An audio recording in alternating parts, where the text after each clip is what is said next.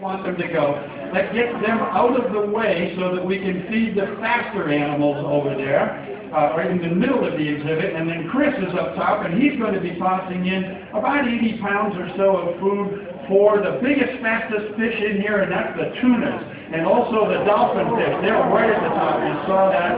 And then you saw some of the smaller fish, the pilot fish and the bonitos. They zip in, grab their food, and keep right on going. They don't want to get stuck in the middle there where those bigger mouths are out there. They're very intimidated by those big tunas. Our biggest tunas are getting close to around 200 pounds thereabouts, and they can swim 30 to 40 miles an hour, and you just don't want to be in their way. And so the smaller fish are going to zip through, grab that food, keep right on going. Now watch up at the top. Here's a great example of the dolphin fish. If it looks like they're changing colors, and see how one of them went from silver to that beautiful golden yellow, that's not your imagination, and it's not our lights doing that. That's the fish changing colors. They have special cells in their skin, and sometimes they change to this beautiful golden yellow, sometimes it's a sky blue or an emerald green that they do, and anything that gets them really excited, you're likely to see the color changes, and food gets them pretty excited. So does spawning. When they're reproducing, they get pretty excited and the colors start to flash. And any of you that are fishermen might know that when you catch a dolphin fish on your line, it gets really excited and starts to flash the colors. Now over on the far right-hand side, you can see kind of a half-hearted attempt here of our school of sardines to come up. Now they know there's food in the water, and they can't eat the food that Chris is throwing in. It's too big for them. But they know it's food, and they know that as the bigger fish eat, there are crumbs that break off of the food, and so they can vacuum up the crumbs. The problem is when you're a sardine, you're so small that you fit in everybody else's mouth. And you'd rather not, because you're about the same size as the food that these tunas are eating. So what happens is they start to come up, and then they go back down. And then they come up, and then they go back down. And sometimes a few of them break out, and then they turn around and realize that nobody else came with them. And that's not a good thing. So they turn around and go zipping back into that school of fish as fast as they can. So it's really, they're torn between knowing the food is there and knowing that they could become food for somebody else in there. If we have any psychology majors in the audience here today, I think we call that an approach avoidance conflict. You either want to approach the food but avoid being eaten yourself, and so you're torn what to do. But we'll see in a little while. We're actually going to try to feed the sardines and put some food in for them. Here they come again, so they're trying to vacuum some of the little pieces out of the water without being picked off. And it's just a really scary thing when you're that small and you've got some of these bigger animals in here. Now, oh, there we go. We got a pilot fish came right over in front of me to bite into some of this food. Some of this food you recognize. You see pieces of whole squid, some fresh calamari here. We buy that from the same places that sell calamari to the restaurants in town. So if you go out to dinner tonight and you order calamari, you get chopped rings and tentacles. You're getting the same stuff we're feeding our fish here. The only difference is they'll probably cook it for you if you ask them to, and we don't do that here. And now you're seeing some chopped sardine, and this is why the sardine school gets intimidated, because sardines is one of the things that these bigger fish eat. Here they come again. They're going to dip in here.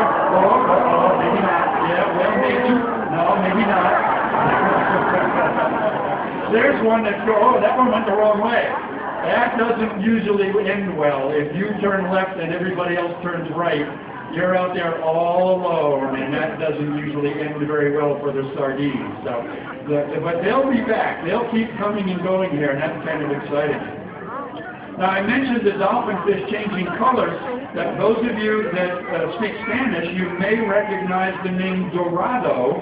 That's what Mexican fishermen have been calling them for generations because of that beautiful golden yellow. You've heard of the city El Dorado, the mystical city of gold.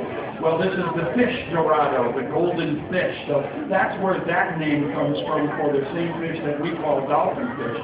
And some of you might have eaten dolphin fish and not even realized it, because most restaurants don't use that name when they're serving it. They don't want you to think they're serving you a dolphin, which is not a fish at all. It's a mammal, and we all know that. And restaurants know that most people don't want to eat dolphins. So most restaurants use the Hawaiian name for dolphin fish, which is mahi-mahi. Oh yeah, I've heard that. See, there's a reaction. Now you're looking at those dolphin fish a little differently, aren't you? Yeah, this one coming down to get some vitamins. No, maybe not. You're trying to picture those dolphins on a bed of rice with some green beans on the side, a little melted butter over the top. It's a great eating fish, and it's okay. We talk about eating fish here at the aquarium, and that's a good thing. In fact, who likes to eat seafood of any kind? The tuna, shrimp, salmon, clams, crabs, lobsters, yeah, I'm right there with you. I am a huge seafood lover. So when we talk about eating seafood here, by the way, here comes the food for the sardines now. You see a little bit of food coming in up at the top. This is krill. This is for the sardines. It fits right in their mouth, and so now they're all up here. There are 15,826 of them. I counted them this morning. No, you don't believe me? Well, you count them and see if you can do better.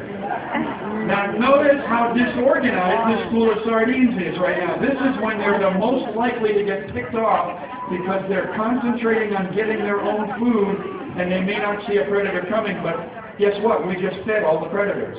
And they're all nice, full tummy, and they're just not willing to work very hard. You can see those dolphin fish are just swimming around there looking and thinking, boy, there's food right there, but I'm not going to go get it. It's not going to happen. It's kind of like you guys after Christmas dinner. You know, you filled yourself up on whatever you had for your Christmas dinner, and then you knew there was more good food in the kitchen, but you weren't going to go out and get it, for a few hours at least. Here's the turtle back to see if she can start any of this food here. She's supposed to be over getting her specialized diet. Yeah, she's a vegetarian, supposedly, but she's out here trying to grab a piece or two of squid. It's not vegetarian squid, it's just that she happens to like it. She's developed a taste for the squid. We feed the turtles romaine lettuce and green bell peppers. Anybody know what part of the ocean those grow in? That's not ocean food. Why are we feeding that to our turtles? And the answer is that our veterinarian actually did a nutritional study and found out that the romaine lettuce and the green bell peppers have the same nutritional values that the seaweeds and the seagrasses that the turtles would be eating do. So instead of buying expensive specialized turtle food, we can just go to the Salinas Valley and buy all we need for our turtles and keep them nice and healthy and support local businesses as well.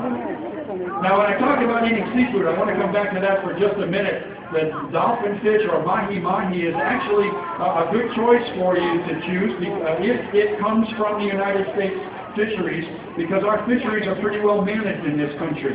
But if it's imported, we would ask you to avoid it, and that's the way our Seafood Watch Guide works. We call this our consumer guide for eating sustainable seafood that is provided to you in a way that isn't harming the ocean. And so we ask you to be aware of where your seafood is coming from, how it's caught, whether it's farmed or wild caught and all of that. And you can make buying choices by choosing your seafood off of our best choices or good alternatives list and avoiding the things on our red color-coded list for a few years to help the oceans recover from the damage that we've been doing. I use this list to purchase my seafood, and I'm going to ask all the people that raise their hands, all the seafood lovers, to join me.